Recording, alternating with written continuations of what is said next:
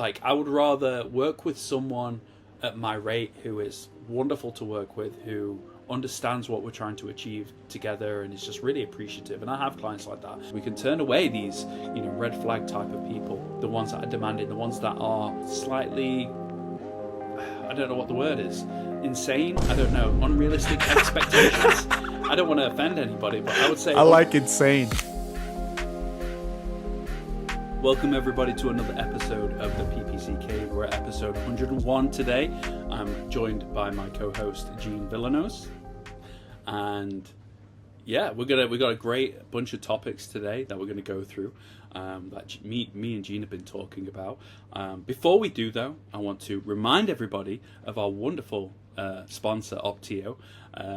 I mean, where to start? These guys are amazing in terms of the capabilities of what they have. The software is fantastic.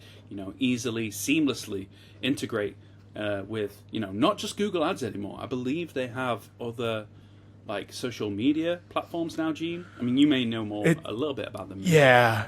It's it's Google Ads and Microsoft for now, but there will be other things in the future we can discuss in the future. But yeah, things are in the works. I don't want to give too much away then, I guess. But yeah, go and check it out for yourselves. We're very, what's the word?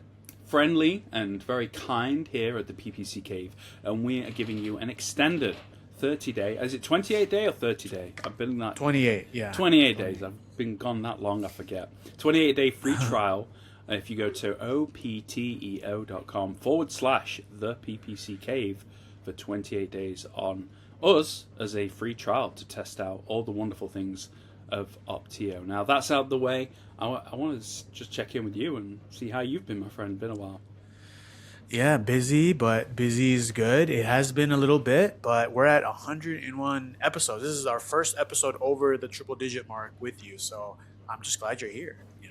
You know what it was? I was a little bit FOMO on the last episode 100. If you've not seen that, go back and watch it. Gene does an amazing rant about Google Ads representatives, and I was just sad sitting in bed watching the episode and thinking, oh man, I kind of wish I was on that episode. So I've kind of made a pledge to myself that I'm going to at least do more of these, whether I'm with Gene or on my own. I'm going to be doing a lot more episodes for the PPC Cave, because it's not fair for me to keep letting Gene do all the work and me just kind of sipping on a pina colada in the sunset. I need to start actually doing some of this work as well, so need to fit it in where I can. But I wanted to actually jump into that for the first 5 minutes of the episode and the show, because I felt like I did kind of want to share my thoughts on the episode and kind of pick up where you left off to a degree. I mean, did you want to, just for the listeners, did you want to give like a 3-5 bullet point kind of rundown of what you said in the last episode, and we can go from there? Yeah. Essentially, I just basically told everyone that Google Ads reps don't have anyone's best interest other than Google's interest in mind. And Google's interest in mind is mass adoption of Google Ads as a platform and increasing spend on every single account. That's really good. That's very succinct. I like that. And yeah, I mean, the main thing is that any Google Ads account manager will have been like bombarded with messages, emails, phone calls, whatever it might be from Google Ads representatives. I could be doing the school run, picking up my little girl, and I'll get a phone call from a Google Ads representative. And they've gotten much better, in my opinion, as of recently, because now they've actually got UK phone numbers. So it looks like a normal mobile phone number. I'll answer it, and it will be a Google Ads representative. And it's like, oh, they called me out again. So usually I'm good at screening them, just letting them go straight to voicemail and never really call them back and listen to them. In some instances, I've seen accounts where it's kind of gone from 0 to 60, Google Ads representatives just coming along and implementing a lot of the changes, and then just telling the client and the account manager after. I've heard instances where, it's like, hey, your current account manager is doing this and they shouldn't be doing that, and trying to get other people fired, from the clients. So yeah, I think one of the main things that I say to all my clients is just take what they say with a pinch of salt, because they are nothing more than glorified salespeople. I'm kind of on my soapbox right now, on my high horse, doing a bit of a rant, so apologies. I'll let Gene kind of chirp in a second, but I'm sure he agrees that, yeah, they are kind of glorified salespeople. And you have been working on your accounts for months, if not years. They've kind of switch it up. I think every 3 or 6 months they get handed a set of accounts to manage. And I say manage by the things of they reach out to clients and businesses and advertisers to say, hey, you need to be doing broad match, you need to be doing AI max, or you need to be doing like auto apply recommendations, or whatever the new shiny kind of thing is that Google's trying to push at the moment. They want you to implement, because it's like commission for them. They get a big tick, and everything that you implement based on their suggestions, they get commission for, and they get a big tick. I've been on calls with these people like, oh, can you do that now? Can you implement this change right now on the call with me? And I say, no, I want to kind of see what you have to say. I'll probably do it later down the line. I want to evaluate, have a think if it makes sense to do that. But one of the worst is that I had was they were very pushy and wanted me to implement the changes there and then on the call. So it's very, very careful, and be cautious that you don't do that, because you could it could be detrimental to your campaigns and account success. And scour Reddit, scour Quora, and all the different forums and things like that. You will see so many horror stories of people following Google Ads representatives' advice blindly and having a healthy account, healthy campaigns just blow up and be no longer successful. So all I would say is just take what they say with a pinch of salt. I think you Americans may say err on the side of caution, or I don't know what the American err side of caution. Yeah, that's definitely saying, and I totally agree with what Ryan is saying right now. The part that gets me is not even having a chance to mull over or dissect what the actual rep is telling us to do. I think they have some type of to-do list, checklist, where they have to make you implement it right there and then on the call. And sometimes these are huge changes that require at least a little bit more research from, at least internally, from whoever is actually in the day-to-day of the account, either business owner or freelancer manager. Instead, they're just going to look at your account, which they probably look at a lot each day, and just say, no, implement this, implement that. So definitely you agree with Ryan there. And I told everyone this in the last episode, that they were trying to get someone to run Performance Max at a pretty high budget without even any conversion tracking set up. And they don't even have the Google Merchant Center suspended. So like this is an e-commerce client, and you're telling them to not only run PMax campaign with the Google Merchant Center suspended, but also just run a campaign without any conversion tracking set up. Like that's just a recipe for spend and no traction. So I agree with Ryan. Any final thoughts before we move on to our actual episode topic? Yeah, you hit the nail on the head, as you did in the last episode as well. I thought you covered it really, really well. But just to kind of put this out there as well, I think the other side of it is, if you go ahead and obviously go to Opteo and take us up on that free trial offer, that can also help kind of make you understand and learn the ropes of, okay, what am I actually changing? What am I actually implementing in my accounts? So if you do speak to a Google Ads representative and then you go away and you say, well, let's, I've got 28 days we can try on for free on Opteo, so let me just check with that, and then that will walk you through what the change is, why it's beneficial or unbeneficial, not beneficial to the account, and you can do it at the click of a button. So I think that could kind of preface that a little bit and just kind of set you up for more success in the long term, rather than just blindly following their advice. And I'm surprised, it's 2026 now and people are still following Google Ads representatives' advice. I see people saying, oh yeah, we've had calls with them, this is happening, that's happening, and I'm just surprised that they're still going. But they've got that Google badge, they wear it like with the sign of pride, I guess, that they are Google employees and Google account managers. But if anything, they're just Google sales reps. So but I just wanted to say it was a great episode. It was very good that Gene put that together for episode 100. So if you haven't watched it, go back and watch it. I think it's a really in-depth and great episode. So kudos to my co-host. Thank you. And we'll probably run it back and do another episode with Ryan actually on, because I think we have more stories of just them sending crazy emails and then alarming a client for no reason. And then sometimes I get a forward from a client saying, Gene, is this an actual thing that all our conversion tracking is deleted, or we haven't had any enhanced conversion. All these things are, red flags to me and Ryan, and we'll perhaps in the future redo that type of episode about Google Wrap. But amazing. But yeah, so getting into our actual 101st episode, which is crazy, 2 years in, what to do when clients don't listen.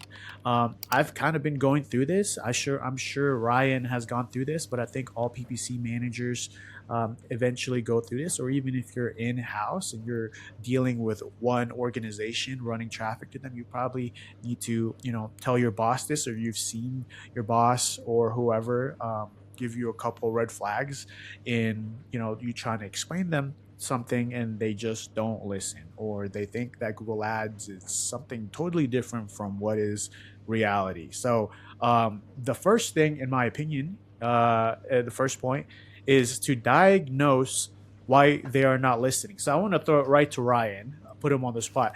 What do you think? He hasn't looked at the show notes, and I love this because it's almost like I'm very going raw and just going with the flow. So what do you think one of the reasons, it's kind of like Family Feud, where if it's actually on the board, ding. you hear a ding. Exactly. So diagnose why they're not listening. Usually it's one of these. So go ahead. What do you think one reason would be why the client is not listening to your suggestions? That's a great point. I'm going to get into that right a second, but I'm just going to quickly say that we actually don't have Family Feud here in the US. I can't remember for the life of me what the UK version is. So if any subscribers or listeners can remind me of what the UK show was in the 90s, I think it was like, they point to the board and then it's like the same thing as Family Feud, but it's the UK version. I can see it, but I can't remember what it's called. Why don't clients listen? What is one of the main things? I would probably, the biggest one I can think of is that you didn't manage expectations from the get-go. Ding, Is ding, that on the ding. board? That's on the board. Who's the guy? Steve Harvey, It's actually right? Steve Harvey with the Steve Harvey. Okay. It's actually, so that's actually a whole other point. But yes, go on, and then I'll feed off. We can move it around a little bit. Yeah, managing expectations, I think, is key, because that first sales call or whatever you have with the client, or it could just be in an onboarding email. I do it usually through onboarding emails because it's written down. It's not like it was just a passing conversation or something like that, a voice note, something. It's actually written down in the onboarding email of my deliverables of, okay, this is what we're going to expect. This is typically how long it takes. Or what I say is I ask my clients to trust me and trust the process and heavily invest time and ad spend into this, because it doesn't happen overnight. This is a process. It takes time. We need data. As silly as it sounds, it is a very data-driven activity, what Gene and I and other Google Ads account managers do. We need that data set in order to make those decisions. And I kind of want to give Gene a lot more,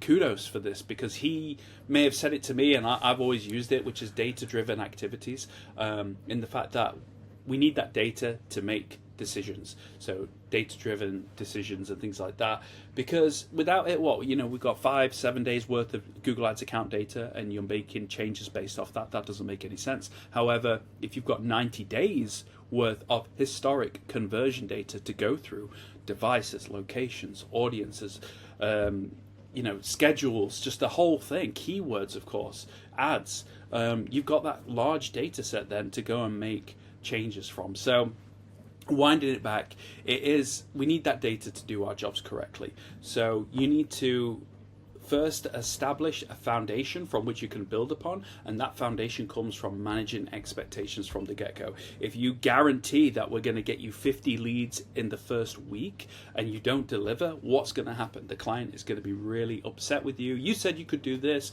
why hasn't this been done, etc., etc. So ultimately you need to manage those expectations realistically and just say, hey, this is going to take time. You've got an expert who has years of knowledge working on your account now. You've paid for that. It's basically like working with a personal trainer if you go to the gym. It's like working with a coach for basketball or for golf or something like that. You take that knowledge that person has accumulated over 10, 20, 50 years or whatever it might be. You're paying for their experience and knowledge, just like you are with us, to manage that account to the best of our abilities. So definitely for me, number one is, if a client doesn't listen, it's because you didn't set the expectations up from the get-go.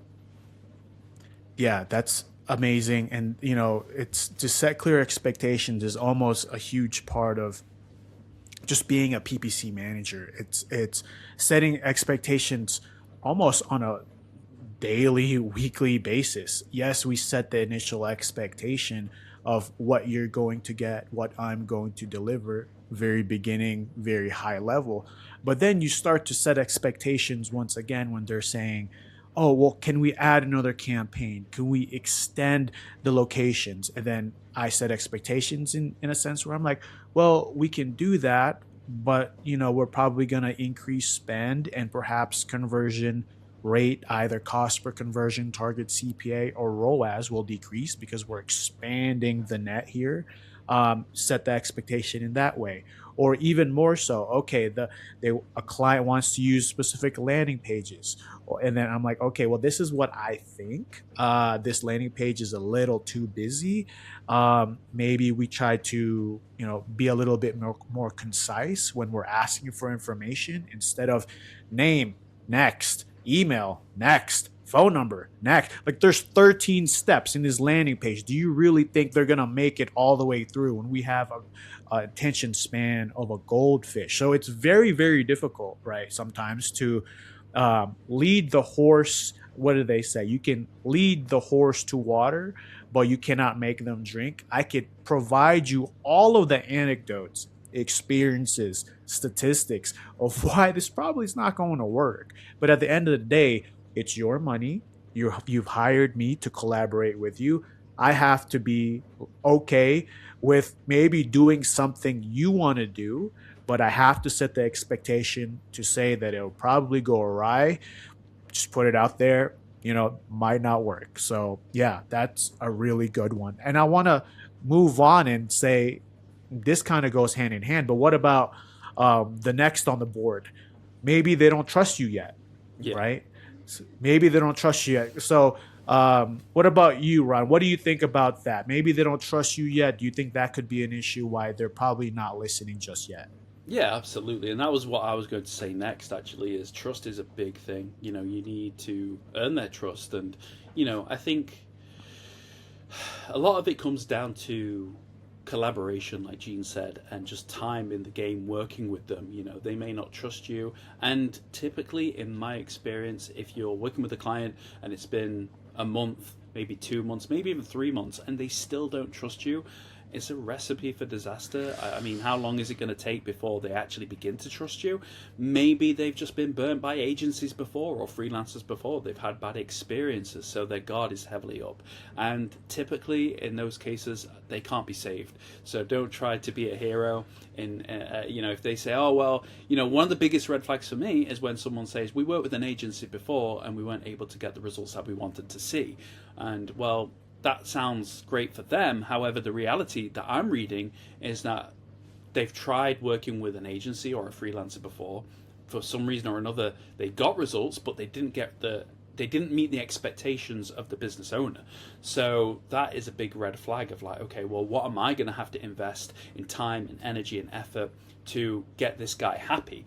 You can't make people happy. They have to make themselves happy. So they need to make sure that obviously they are understanding of what it takes to get to that result and what is achievable. I think I had a client once who wanted to get something like a 12-to-1 return ad spend, and it just was not going to happen for one reason or another. They just didn't have the pricing right, didn't have the product or the offer right, and it just wasn't going to realistically happen. So in that sense, they're just slightly, I don't know what the word is, insane, I don't know, unrealistic expectations.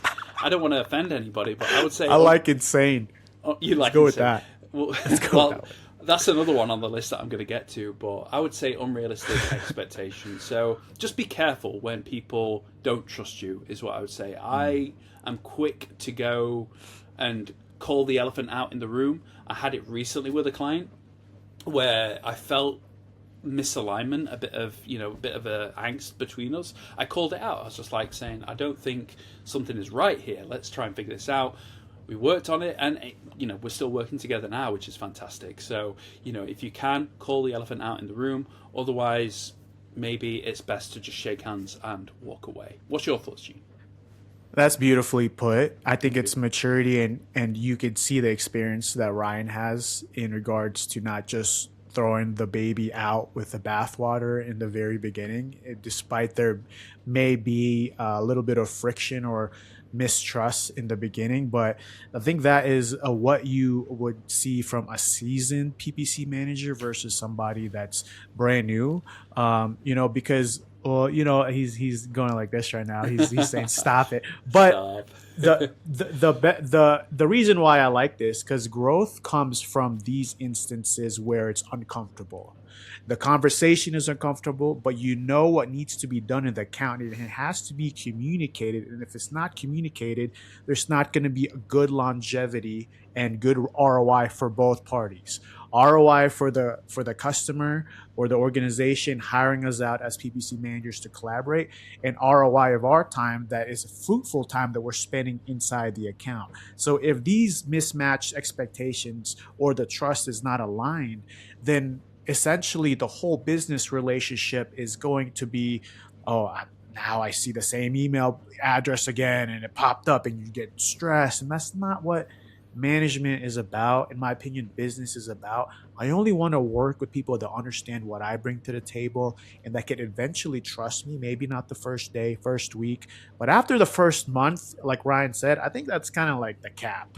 If you're still acting weird, like, or just really involved through email, wanting to set up a Zoom call, maybe I understand in the first 2 or 3 weeks you set up a couple of Zoom calls, but I set the expectation for our clients like, hey, I'm only going to do this basically once a month with you. The rest could be either through Zoom, Loom, whatever, or just email. So I think that's a great point that sometimes they can come back, but if they remain not trusting you and they're set on that, it's it's better for your psyche, your mental, to just kind of let that go and then find someone else as a client. So that's great. Any final thoughts before we move on to the next point, Ryan? Yeah, well, this might fit on the board as well, Mr. Harvey. I don't know. You can grade me on it, Yeah, go but ahead. I would just to kind of pick up on the point that I mentioned about the client might actually be insane or have unrealistic expectations.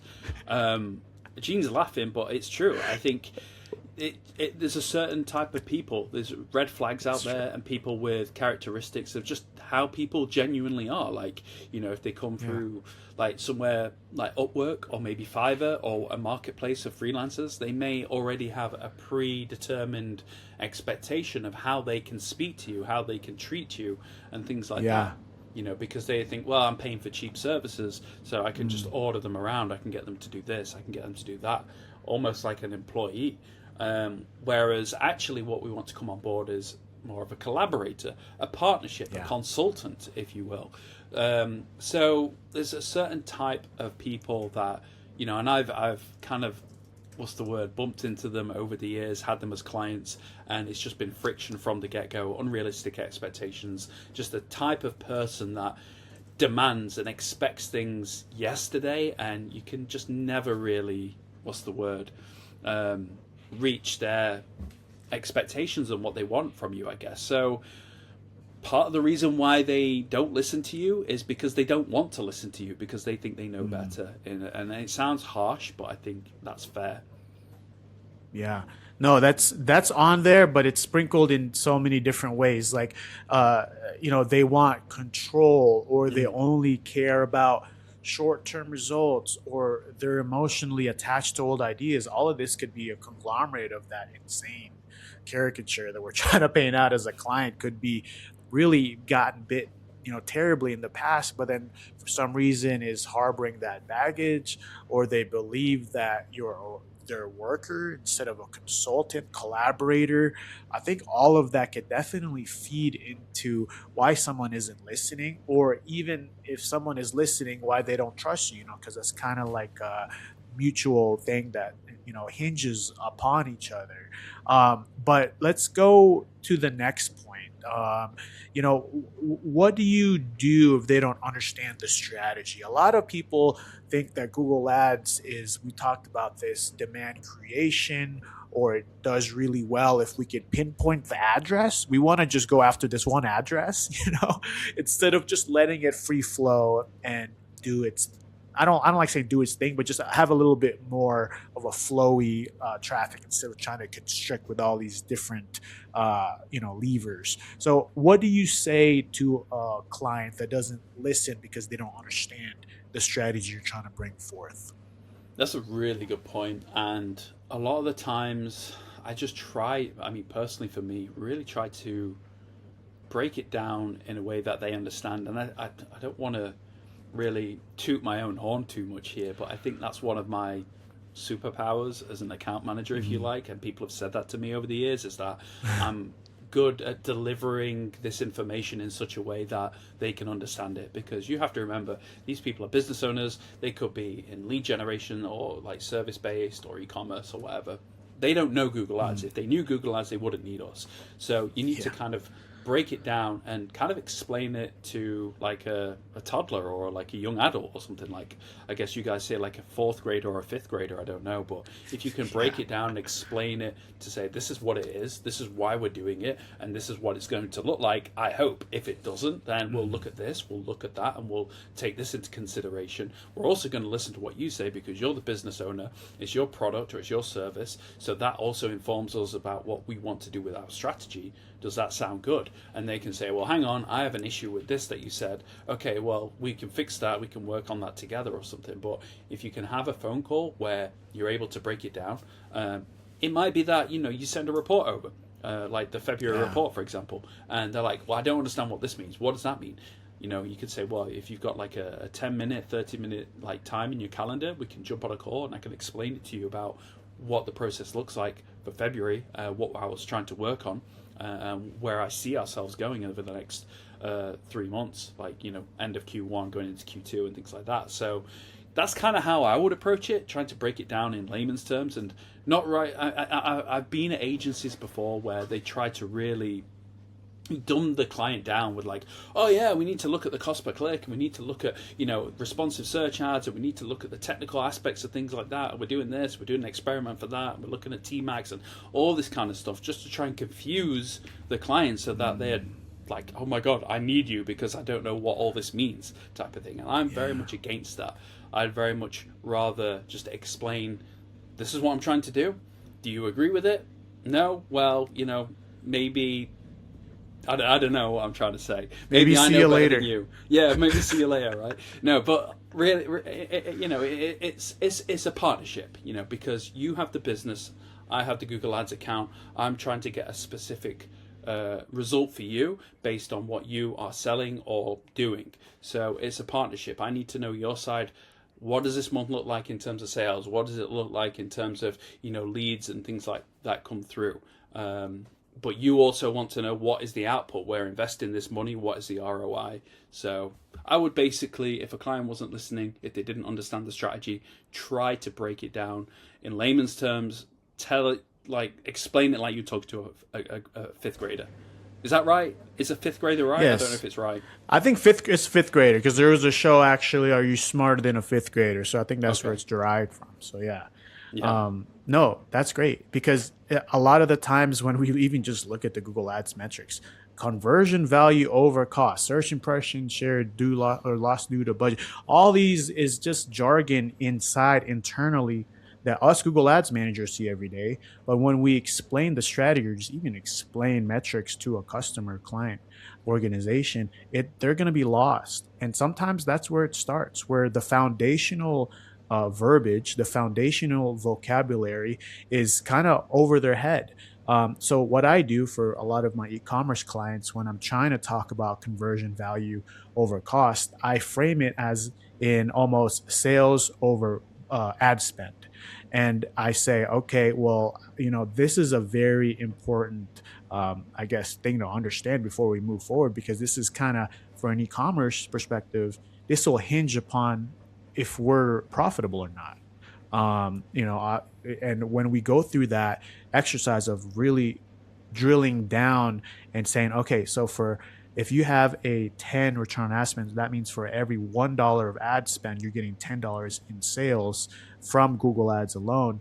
then they begin to say, okay, well, I understand a little bit more, you know. So it one thing, if they don't understand the strategy, as Ryan alluded to, maybe explain a little bit more. Maybe this is your time to educate instead of, I know I do it. I get a little, not defensive, but yeah, sometimes I'm like, you don't understand my strategy. This is like what I've been doing for so long, but it's not because they don't understand your strategy.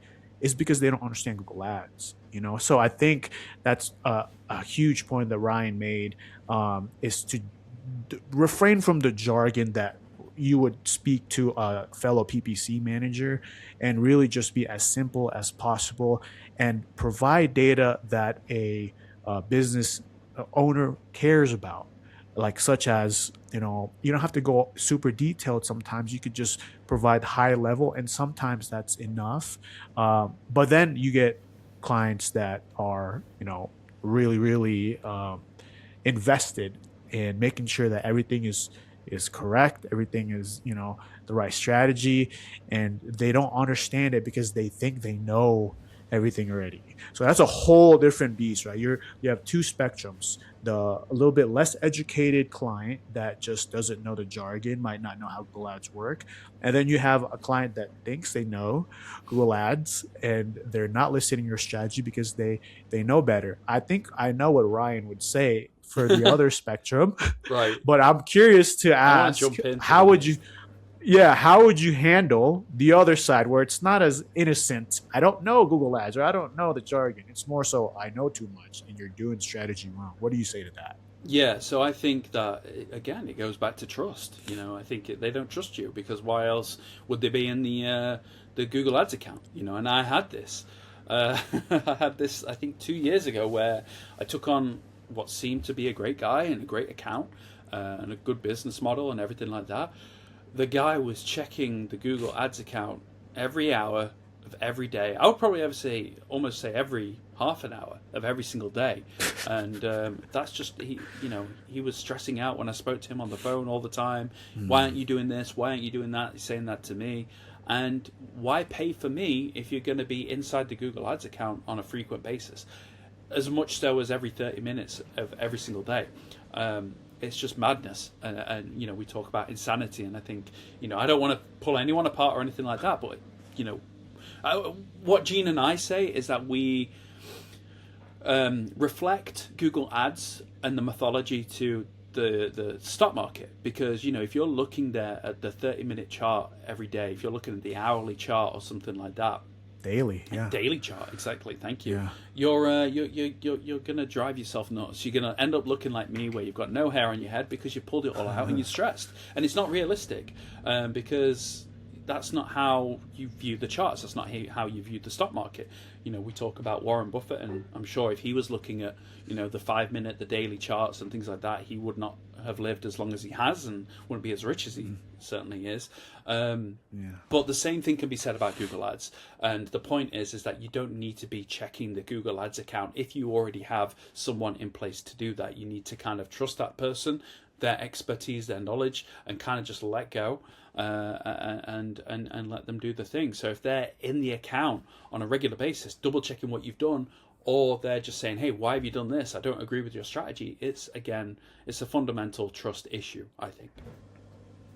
That's beautifully well put, and I Thank think you. we've kind of laid out a lot of the issues, of what to do when clients don't listen. But let's move from the issue, and we have one last point. What do we do when this is life for us? When this is a constant? What are the things that we ask when this is reality? This is the type of client we have. For me, and then I'll let Ryan go real quick, or I'll go real quick, then I'll let Ryan go. Um, I have to ask myself, are they paying enough to deserve this constant chaos? Is my mental okay, the capacity okay that I have with what I'm being compensated for? And sometimes the case is yes. Sometimes I'm okay with it. I have a very high threshold in some areas, but then there's sometimes in majority also where it's like, I no, it's not even the money at this point. It's just I don't want to deal with you. So Ryan, go ahead and jump into it. What do you do if this is a constant? They just don't listen. Yeah, it's tough. it comes down to the individual at that point. It comes down to your mental health. And, there's been dark times where I've not wanted to open my inbox because I'm almost afraid of what I might see in there, which sounds mad. But, clients can really, have you up at night. They can really pull on your stress levels and things like that. And honestly, I've always said it's just not worth all the money in the world, because mental health is a big thing.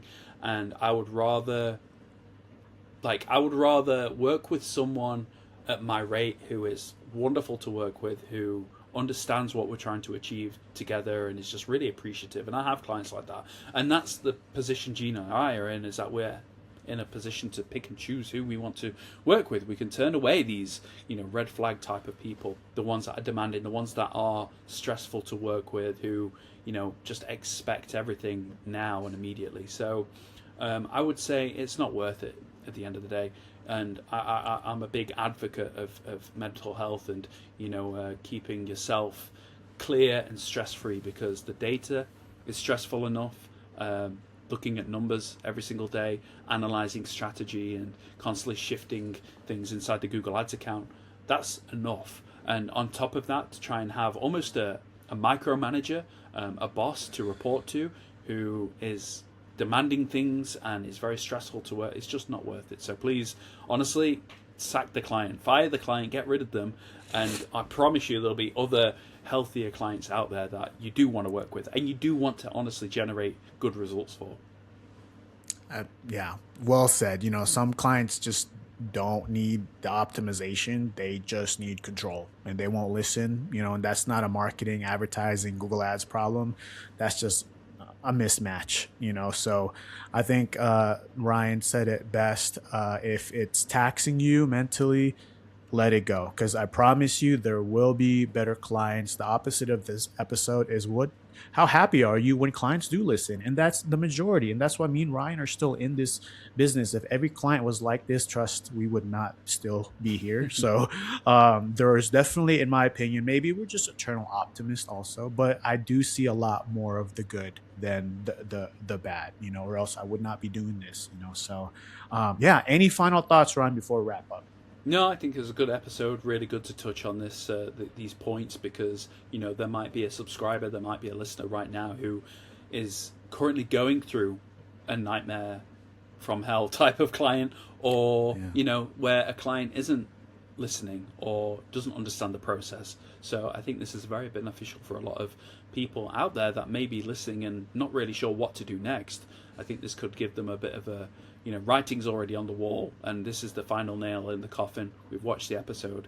It's time to make a decision. Do we keep the client or do we get rid of them? So I think that's good. How about you? Any final thoughts, Gene? No, it's well said. I think this is applicable in your PPC journey for, I think, at least once or twice or even more. It's something that you could always come back to and just understand that, hey, you're not the only person with this issue. We've all had it here and there. And then you just get better with being able to screen, being able to set expectations and do things where you don't encounter, clients that don't listen. So anything else before we wrap up? You do want to let them know what you've been up to, or just anything? No, I mean, I've just been, focusing on me, I guess. Getting in the gym more frequently. We talked about that, I think, an episode or two ago, getting married this year. So Nice. obviously for me, it's just getting in shape. I need to look like Gene, get the six-pack going on, and, make sure I'm looking good. And just other things is just professional, so business-wise, just pivoting still from one thing to another. So that's all happening in the background, but making moves silently, as I like to do. I like to be kind of like Batman in business, operate in the shadows to a degree. So I'm not about all that flashy lifestyle. So, once things come out, I'm going to probably mention it then. But right now, I'm just kind of hard at work in the backgrounds, as everybody else is, I imagine, just chugging on and, getting things done. So, things of me are good, and it's things with me are good. And like I said, I want to be a bit more proactive when it comes to the PPC Cave as well. Gene did a phenomenal job on the last episode, and it kind of reignited my spark for this. So I've put it in my calendar that I'm going to try and record some more solo episodes for everybody, some more how-to videos, because I know those went down quite well, where I was showing people inside accounts things like how to do this, how to do that, walkthroughs. So I want to do a lot more of those coming forward, just solo ones. I'm sure Gene will do some solo ones as well, but I think, back on it now, so that's the main thing. Awesome. Do you want to let them know where to find you still, or are we going to put that on the back burner for now? We can just, if you want to find me, shoot up a flare. Find me. You know? No, send a pigeon over. Yeah, send a pigeon over. I'll get it in like a month. Ryan at ryanfentonppc.co.uk. Just shoot me an email with whatever you have, and I'll take a look at it. Awesome, perfect. And you could find me at tempest59.com. And yeah, don't forget about our great sponsor, Opteo. Upgrade your 14-day trial to a 20-day trial. www.opteo.com/PPC Cave. And we release every Monday, Mountain Time, 12 a.m. And you're definitely going to be seeing more of Ryan in 2026. So give us a thumbs up for that. Give us a little love for that, but yeah. Anything else? Final last words, Ryan? No, but I think we should definitely rebrand to the PPC Cave. I think that sounds really PPC. Cool. Bit of a sizzle there. No, it's been great episode. I don't know when we'll jump on the next one together, but I'm sure we'll get something out there. But yeah, like Gene says, episodes every Monday Mountain Time, so make sure you listen, subscribe to the PPC Cave, take advantage of that amazing Opteo offer that we've got going on. And I guess if there's nothing else, we'll see you all next time. Bye-bye.